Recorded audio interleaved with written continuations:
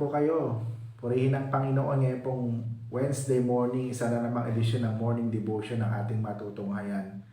Buhat sa ating pinakamamahal na iglesia, ang Crossroad United Methodist Church. I hope and I pray na kayo ay patuloy na iniingatan, sinasamahan ng ating Panginoon. Ang ating pong morning devotion para sa umagang ito ay makikita natin sa Matthew chapter 20 verse 18 to 19. Ganito ang sinasabi. Pumunta tayo sa Jerusalem, dooy pagkakanuno ang anak ng tao sa mga punong pari at mga tagapagturo ng kautusan. Hahatulan sila ng kamatayan at ibibigay sa mga hintil. Sila'y kukutyain, hahagupitin at ipapako sa krus, ngunit muli siyang bubuhayin ng Diyos sa ikatlong araw. Ang title po ng ating morning devotion para sa umagang ito ay Kamangmangan tungkol kay Kristo. Kumusta po ang pagkakilala natin sa ating Panginoong Hesukristo?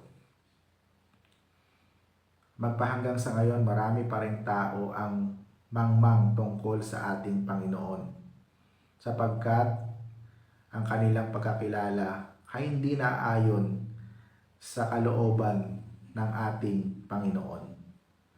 May tatlong bagay akong nais ibahagi sa bawat isa sa atin upang masuportahan natin ang ating tinatalakay tungkol sa kamangmangan tungkol sa ating Panginoong Hesus.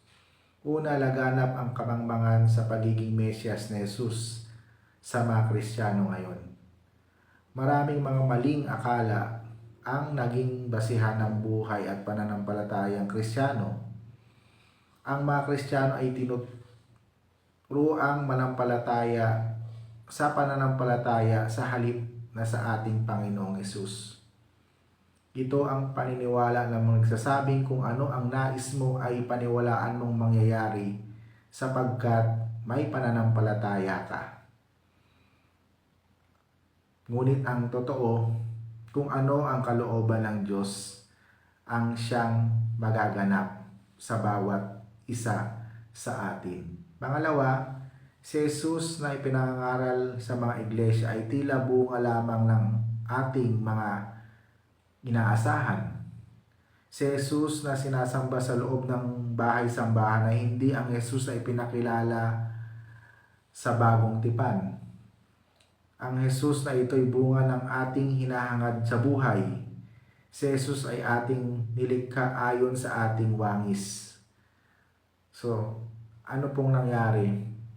Yung Jesus na sinasamba ngayon ay tila baga bunga na lamang ng mga inaasahan ng mga tao sa halip na si Jesus ang siyang mahayag, ang siyang masunod sa bawat isa sa atin. Pangatlo, ang pagkamesyas ni Jesus ay hindi mababaw kundi tinutugunan nito ang malalim na pangangailangan ng tao. Si Jesus ay naparito sa lupa upang ibalik ang tunay na layunin ng Diyos sa paglalang. Ano po yon? Yung kapayapaan.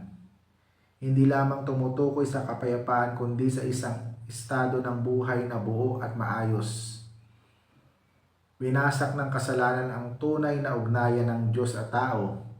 Hindi lamang naglilinis sa kasalanan ang dulot ni Jesus kundi nag-aayos ng ugnayan ng tao sa Diyos, sa kapwa, sa lahat ng nilalang at higit sa lahat sa pangloob na kaguluhan sa sarili. So sa pamamagitan ni Kristo, nagkakaroon ng kapayapaan, ng kaayusan, ng katiwasayan ang ating mga buhay. At siya yung tutulong sa atin upang mapagtagumpayan natin ang lahat ng mga bagay na ating nararanasan sa ating mga buhay. Nawa, magkaroon tayo ng tamang pagkakilala sa ating Panginoon sa pamamagitan ng pagsunod sa Kanyang kalooban, pagpapasakop sa Kanya, at patuloy na purihin Siya, sambahin sa Espiritu at katotohanan. Maranasan nawa natin ito sa ating mga buhay upang magkaroon tayo ng tamang pagkakilala tungkol sa ating Panginoon. Amen. Tayo'y manalangin. Pinupuri ka namin at pinasasalamatan ngayong Wednesday morning dahil muli kang nahayag sa bawat isa sa amin. Pinagpipray ko po sa iyo ang lahat ng mga nanonood, nakikinig sa mga oras na ito. Ano man po ang panalangin ng kanilang mga puso ay patuloy niyo pong ipagkaloob sa kanila. Pinagpipray ko po sa iyo ang nangangailangan ng maayos at magandang kalusugan.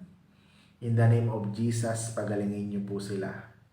At tulad po ng aming narinig buhat sa iyo, sa pamamagitan ng aming morning devotion, tulungan niyo po kami na magkaroon ng malinaw na pagkakilala sa iyo. Sa pamamagitan ng aming pagsunod sa iyong kalooban, sa pamamagitan ng aming pagpapasakop sa iyo, sa pamamagitan ng paggawa namin ng nais mo sa aming mga buhay. Pagpalain niyo po ang lahat ng nanonood sa mga oras na ito at nakikinig.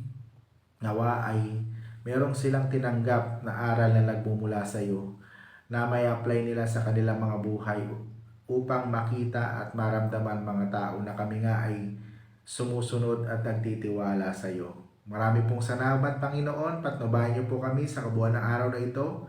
At mamaya, ihanda niyo po ang aming puso't isipan sa pakibahagi namin sa aming midweek service at bayaan mong minsan pa ipurihin ka namin at sambahin sa pamamagitan ng panalanginan. Marami pong salamat. I-bless niyo rin po ang lahat ng iyong mga anak na nagkakandak ng ganitong gawain, ang bawat mga churches. Maging inspirasyon, ehemplo, pagpapala sa mga nakikinig upang mapalalim pa namin ang aming pagkakilala sa iyo. Marami pong salamat, dakilang Diyos. Ito pong aming panalangin sa matamis na pangalan ni Jesus na aming Panginoon. Amen. Ayan, natapos na naman tayo ngayong Wednesday morning. Nawa ay meron tayong nakita, nadama, na tunghayan sa umagang ito na may apply natin sa ating mga buhay bilang mga disciple naniniwala, sumusunod sa ating Panginoon.